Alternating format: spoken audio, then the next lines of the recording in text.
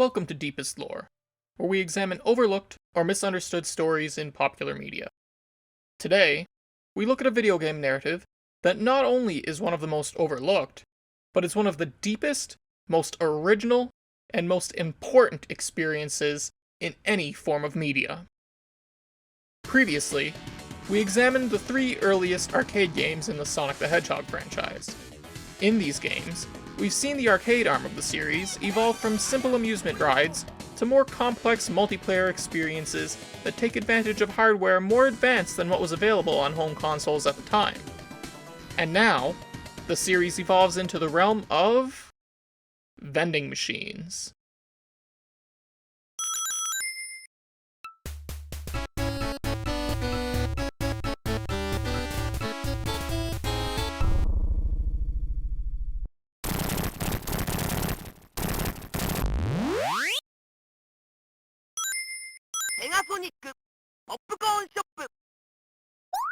But this vending machine does technically have a gameplay aspect to it. So who am I to say it isn't canon? This is the first arcade game to feature Sonic's friend Tails, confirming that it takes place sometime after his introduction in the 8-bit version of Sonic 2. But remember that no games take place between Sonic 2 and Sonic 3 and Knuckles. All of the games that were released between those ones, in fact, take place either before or after them. Popcorn Shop was released before Sonic and Tails, known as Sonic Chaos outside of Japan. Sonic and Tails takes place before the 16-bit version of Sonic 2, so logically, this game likely takes place between the 8-bit Sonic 2 and Sonic and Tails. So now that we've established the timeline placement of this glorified vending machine, we can examine the gameplay and story. This involves Sonic and Tails attempting to pop some popcorn for the player, only for Eggman to sabotage the Rube Goldberg-esque popcorn machine. Sonic then instructs the player to quickly turn a crank to set the machine's conveyor belt moving in the proper direction again. However, Eggman then takes matters into his own hands, hopping on the belt and attempting to stop Sonic from making your delicious popcorn by smashing him with a large hammer. Eventually, however, your popcorn finally makes it onto the stove, where Sonic instructs you to turn the crank in the opposite direction, so as to heat the stove and pop the popcorn. If the player is not fast enough, Eggman may actually steal some of your precious kernels. But, thankfully, there is no bad end to the game, as either way, Tails eventually takes your cup of popcorn and delivers it stage left, to the receptacle where the player can finally pick it up. Now, lesser minds may dismiss this game entirely. They may even disregard its game elements in favor of its vending machine facade. But make no mistake, this is in fact one of the most groundbreaking, mind-bending video games not just in the Sonic the Hedgehog series, but in the history of interactive entertainment. Many video games break the fourth wall, or otherwise try to involve the player as a canon character in some way. But perhaps not since John Stone and Michael Smolin's 1971 masterpiece, The Monster at the End of This Book, has the audience ever been so effectively integrated into a narrative work. Not only are Sonic and Tails working to help the player earn their delicious popcorn, but the player must, in turn, help Sonic to do this. Sonic is asking you to help him help you, creating a relationship with the audience that is simply not possible in other forms of media, and simply not done in other video games, especially in 1993. Meanwhile, Eggman desperately tries to stop this transaction. But perhaps you may wonder why. How does this help him take over the world? How does it even help him defeat Sonic? That's when you realize, in this game, all 4 characters, those being Sonic, Tails, Eggman, and you, the player, recognize and call attention to Sonic's status as a video game character. By paying your money not to Sonic, but to this Sonic popcorn machine, you are directly helping the series prosper.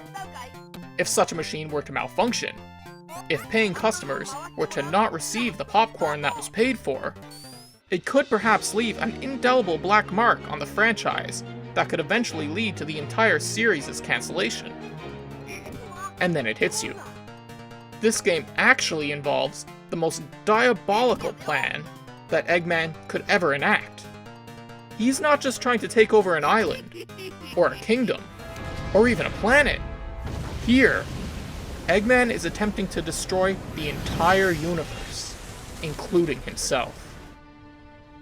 In this game, where all characters seem to have metafictional awareness, it stands to reason that Eggman recognizes that he is the villain of the series, a series which revolves around Sonic, a series in which Eggman is destined to lose in every single appearance.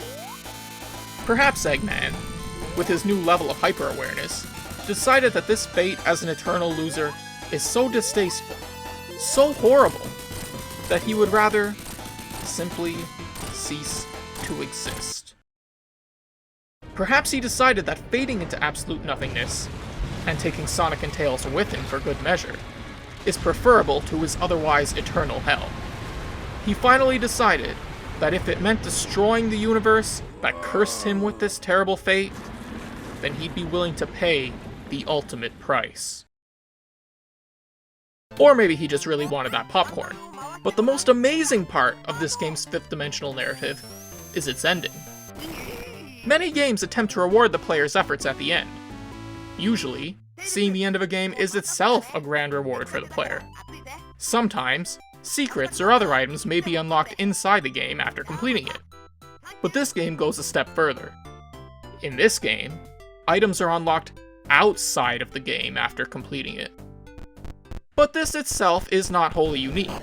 There are other examples of games which entered players who completed them into contests that could then lead to real-life prizes. Atari's Sword Quest series, or MTV's Treasure Master contest, both being notable examples.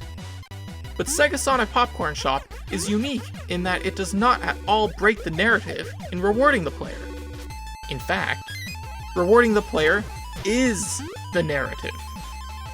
Not only does the entire game revolve around the heroes attempting to reward the player, but in the finale of the game, after Sonic, Tails, and the player have finally completed popping the popcorn, Tails actually takes the popcorn off screen, disappears stage left, and physically delivers the popcorn into a receptacle positioned to the left of the game screen, where the player can actually receive it.